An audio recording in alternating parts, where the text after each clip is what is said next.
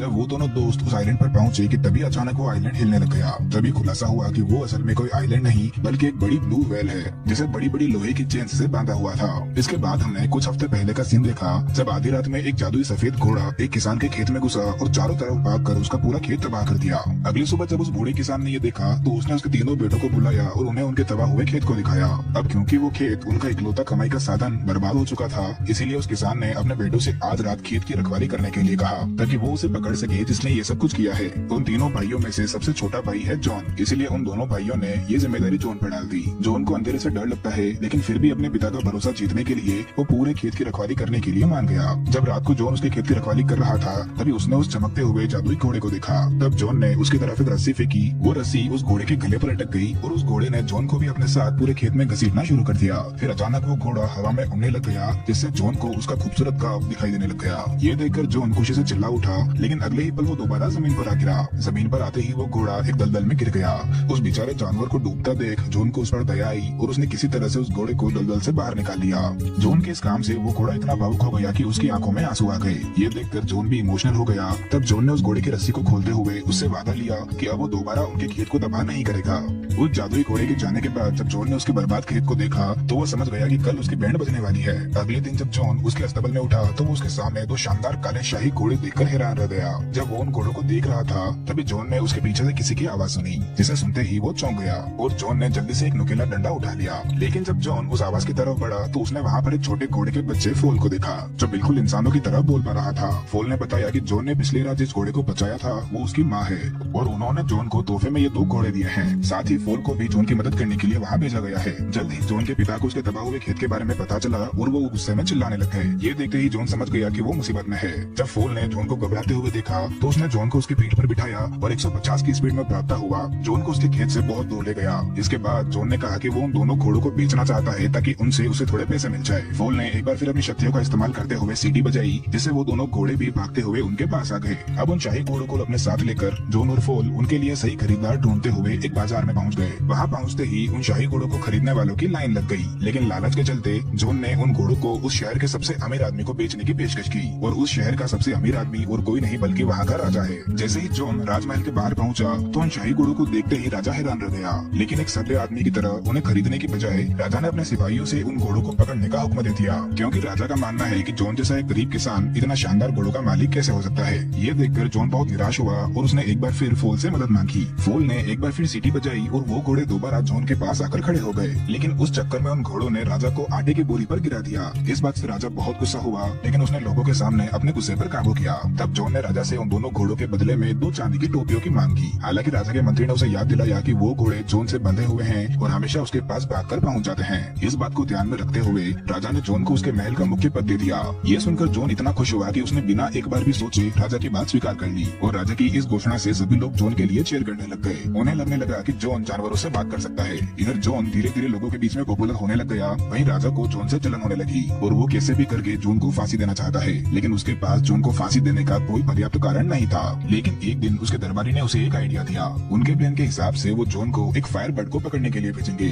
अब क्योंकि ये एक असंभव काम है इसीलिए जॉन इसमें फेल हो जाएगा और इस तरह से वो जॉन को सजा दे सकेंगे। ये सुनने के बाद राजा पागलों की तरह हंसने लगा और जॉन के पास से फरमान भेज दिया गया। वहीं दूसरी तरफ जब जॉन ने इस मिशन के बारे में सुना तो वो इसे पूरा करने के लिए तैयार हो गया। हालांकि फोल ने जॉन को चेतावनी दी कि आज तक कोई भी फायर बर्ड को पकड़ नहीं पाया है और ये एक असंभव काम है।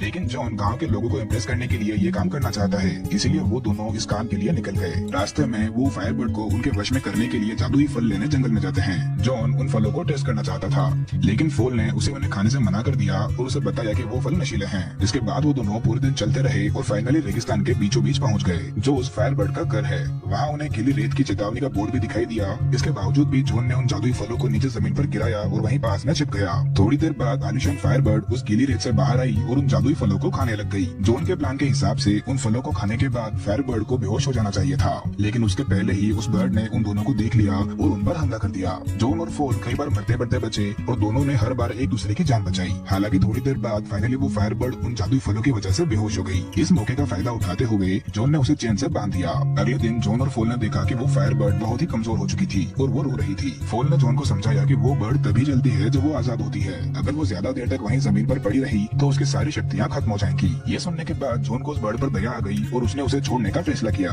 जैसे ही जॉन ने उस बर्ड की चेन्स खोली वो फिर से जलने लगी और ऊपर आसमान में उड़ गई। हालांकि जाने से पहले उसने जॉन के लिए उसका एक जलता हुआ पंख छोड़ दिया। अब क्योंकि उनका मिशन फेल हो चुका था इसीलिए फोल ने सुझाव दिया कि उन्हें वापस शहर नहीं लौटना चाहिए क्योंकि राजा जॉन को मार डालेगा। हालांकि जिद्दी जॉन का मानना है कि वो उस फायरबर्ड के पंख को दिखाकर ये साबित कर सकता है कि उन्होंने फायरबर्ड को पकड़ा था। लेकिन वापस शहर पहुंचते ही राजा ने जॉन को फांसी देने का आदेश दे दिया। जॉन ने उसे समझाने की कोशिश की कि उन्होंने फायरबर्ड को पकड़ लिया था लेकिन फिर उन्होंने उसे छोड़ दिया।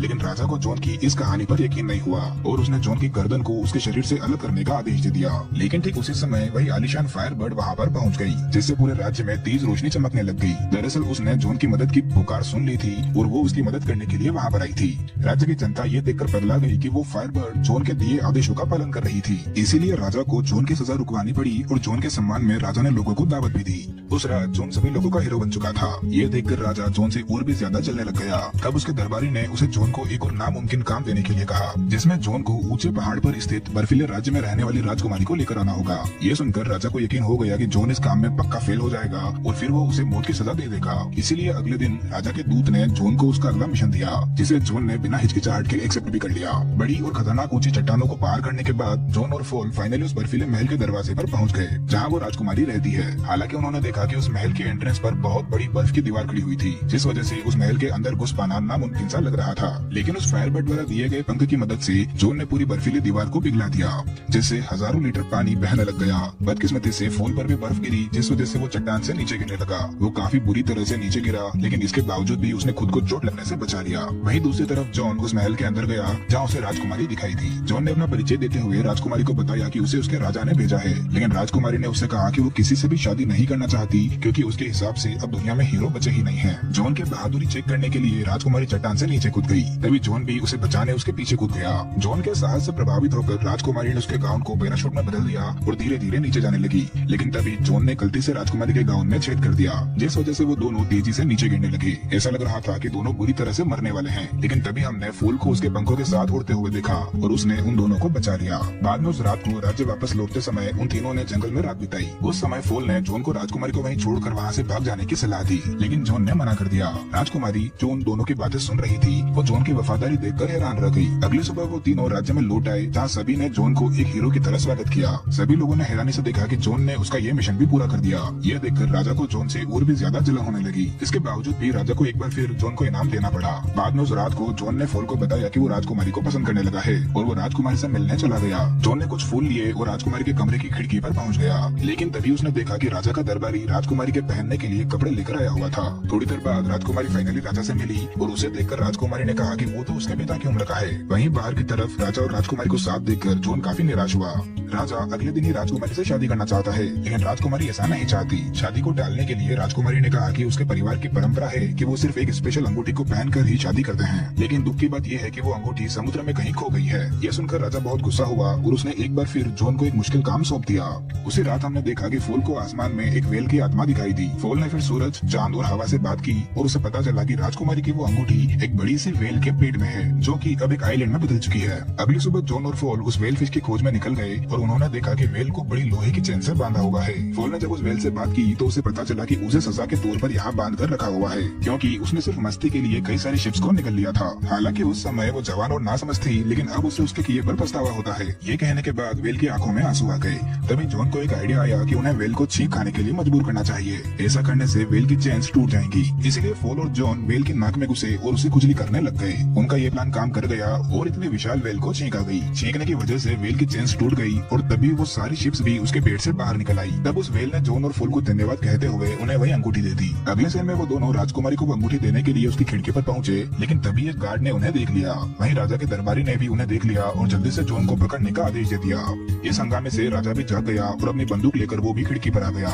जैसे ही उसने फूल को देखा उसने बिना सोचे उस पर गोली चला दी। वहीं दूसरी तरफ गार्ड्स ने जॉन को गिरफ्तार कर लिया और उस पर राजकुमारी को किडनैप करने का झूठा इल्जाम लगा दिया। इसके बाद राजा राजकुमारी से शादी करने के लिए तैयार हो गया लेकिन और समय मांगने की कोशिश में राजकुमारी ने राजा से कहा कि वो उसकी दादी का नुस्खा इस्तेमाल करे ताकि वो दोबारा जवान हो जाए। उसने बताया कि उसके लिए राजा को 3 डेगचियों में से नहाना होगा, एक जिसमें उबलता हुआ पानी होगा, दूसरी में बर्फीला पानी और तीसरी में उबलता हुआ दूध होगा। होगा। राजकुमारी ने काफी शातिर प्लान तो बना लिया था, लेकिन ये प्लान जॉन के लिए मुश्किल बनने वाला था। राजा के दरबारी ने सोचा कि हो सकता है ये कोई चाल हो, इसीलिए उन्हें सबसे पहले जॉन को इस प्रक्रिया से गुजारना चाहिए। फिर रात को राजकुमारी फूल के पास गई और उसे बताया कि उन तीनों डेगचियों से किस तरह से बचा जा सकता है। उसने खुलासा किया कि पहली डेगची में उसकी दादी की अंगूठी डालनी होगी, दूसरी में फायरबर्ड का वो पंख और तीसरी डेगची में जिंदगी और मौत का फूल डालना होगा, जो कि इस दुनिया के आखिरी छोर पर मौजूद है। ऐसा करने से जॉन को उन डेगचियों में कूदने के बाद भी कोई नुकसान नहीं पहुंचेगा। राजकुमारी ने कहा कि अब यही एक तरीका है जिससे वो जॉन को बचा सकते हैं। फॉल, जो कि पहले से गोली लगने की वजह से जख्मी है, वो जानता है कि इस मिशन में उसकी जान भी जा सकती है, लेकिन फिर भी वो अपने इकलौते दोस्त के लिए फूल लेकर जरूर आएगा।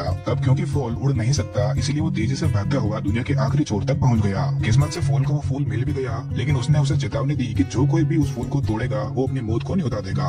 हालांकि इस चेतावनी को अनदेखा करते हुए फॉल ने जॉन को बचाने के लिए उस फूल को तोड़ दिया। अगली सुबह राजा ने घोषणा की कि वो जॉन को बचने का एक और मौका दे रहा है, इसीलिए जॉन को उन तीनों डेगचियों में से गुजरना होगा। जॉन समझ गया कि अब वो मरने वाला है, इसीलिए उसने बहादुरी से राजकुमारी से अपने प्यार का इजहार किया। फिर वो उबलते हुए पानी में कूद गया, लेकिन ठीक उसी समय राजकुमारी ने उसकी अंगूठी पहली डेगची में फेंक दी, जिससे जॉन को कोई नुकसान नहीं हुआ। इसके बाद वो दूसरी डेगची में कूदा, तब फायरबर्ड ने उसका पंख उसमें गिरा दिया और जॉन एक बार फिर बच गया। ठीक उसी समय फॉल उस तीसरी डेगची में फूल फेंकने में कामयाब हो गया, जिस वजह से जॉन दोबारा बच गया। उस नुस्खे से सही सलामत गुजरने के बाद जॉन को देखकर राजकुमारी बहुत इंप्रेस हुई। ये देखकर राजा को भी यकीन हो गया कि इस नुस्खे से सचमुच लोग दोबारा जवान हो जाते हैं, इसीलिए राजा ने पहली डेगची में छलांग लगा दी। लेकिन जैसे ही राजा ने ऐसा किया, वो एक बड़े से बबल के अंदर कैद हो गया।